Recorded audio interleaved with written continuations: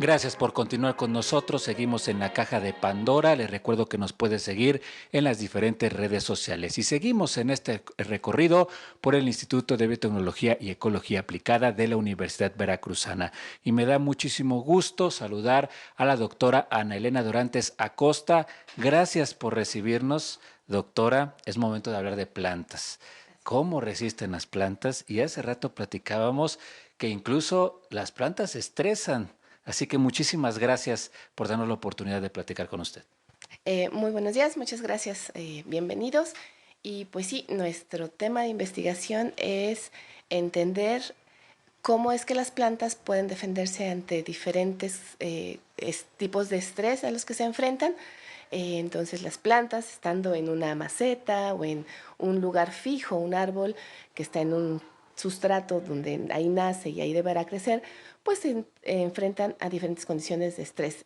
Nos referimos a estrés a diferentes temperaturas, ahora que hace mucho calor, cuando el suelo no tiene suficiente fertilizante, los ataques de insectos, de hongos, de plagas, todo eso para la planta representa una condición estresante.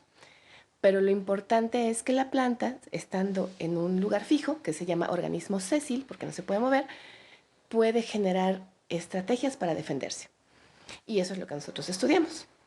Y también es importante que, bueno, todo el conocimiento que ustedes llevan, todo lo que están haciendo, pues en ese sentido es el conocimiento más de la planta. La planta no se puede mover, entonces tiene que hacer, pues, utilizar todo lo que tenga para resistir. Exactamente, entonces nosotros estudiamos exactamente cuáles son todas esas herramientas de las que puede echar mano una planta y herramientas moleculares. Nosotros estudiamos del genoma de la planta que tiene en cada una de sus células, produce moléculas que se llaman mensajeros y esos mensajeros producen proteínas. Entonces, en ese camino del flujo de información, no todas las células de la planta van a tener exactamente el mismo flujo de información. La raíz tendrá un grupo de moléculas, las flores otro, las hojas otro, y nosotros estamos viendo cuáles son aquellas moléculas que hacen que una planta pueda resistir dos condiciones principales que estudiamos en el laboratorio, que es suelos salinos, que actualmente es un grave problema a nivel mundial, porque con los diferentes sistemas de riego y la sequía y el uso de fertilizantes aumenta el nivel de sal en el suelo y además el calor. Como ustedes habrán dado cuenta, las fluctuaciones de temperatura ambientales han sido más acentuadas. Entonces seguimos sembrando el mismo tipo de plantas, comemos el mismo tipo de plantas y por lo tanto dependemos del mismo tipo de alimentos. Y tenemos que ver cómo hacemos, cómo entendemos a la planta y cómo podemos ayudar a las plantas a que respondan de cierta manera. Para eso nosotros utilizamos esta pequeña plantita que se llama Marcantia, que es una planta muy viejita en la tierra. Cuando la tierra tenía ambientes acuáticos y las plantas pudieron emigrar a los ambientes terrestres, esta es una de las descendientes de aquellas plantas. Entonces imagínense el cambio que sintió, se estresó mucho, pero fue capaz de sobrevivir desde hace más o menos 470 millones de años a la fecha. Entonces, las plantas nos enseñan mucho de cómo se resiste al estrés. Esta plantita que nos está llamando, nos está mostrando cuántos años tiene, porque es la abuelita prácticamente. Pues en la escala de la evolución de las plantas, pues sí se puede considerar como más bien como la tatarabuelita de muchas de nuestras plantas, porque de las primeras plantas que poblaron los ambientes fueron las plantas que poblaron ambientes acuáticos. Y después hubo condiciones para que se empezaran a poblar ambientes terrestres. Entonces, esta es descendiente directa de aquellas primeras plantas, así que ha estado presente en la Tierra, pues más o menos 470 millones de años que hizo ese cambio y ha permanecido poblando diferentes ambientes. El acoplarse a un nuevo estilo, pues no sé si está bien dicho, de vida, pues en la cuestión de los entornos, ustedes como científicos, ¿cuál sería el panorama? Hay un panorama a lo mejor nada alentador.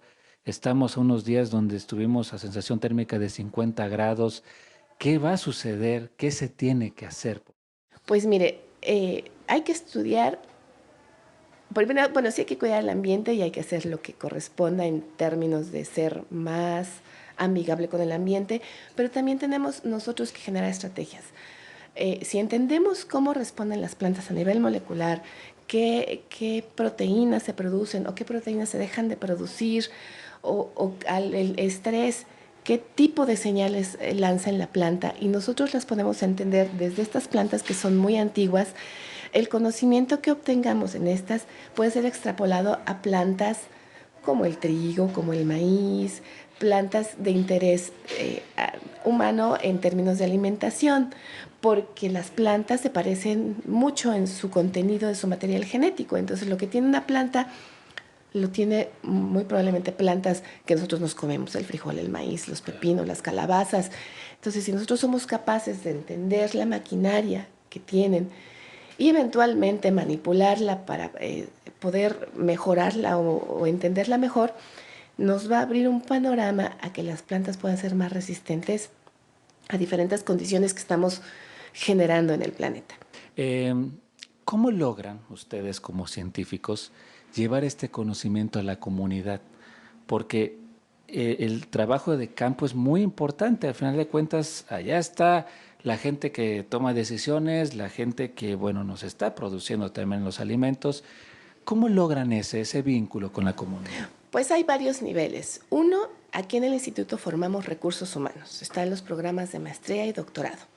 Entonces, ese es un primer acercamiento. Educar a la gente es muy importante. Entonces, es una forma de darles el conocimiento y las herramientas para que ellos en su casa, en su comunidad, también difundan el conocimiento que se hace.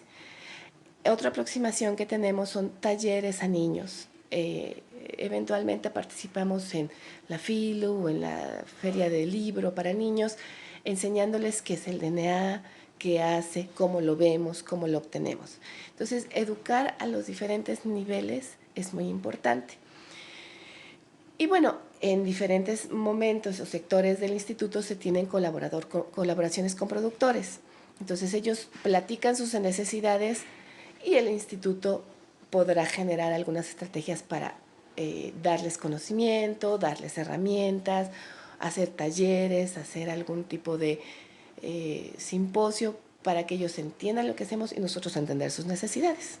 Pues yo le agradezco la verdad la oportunidad de platicar con usted, de adentrarnos al mundo de los científicos y de verdad felicitarla por todo el trabajo que están realizando. Muchísimas gracias y seguimos en la Caja de Pandora.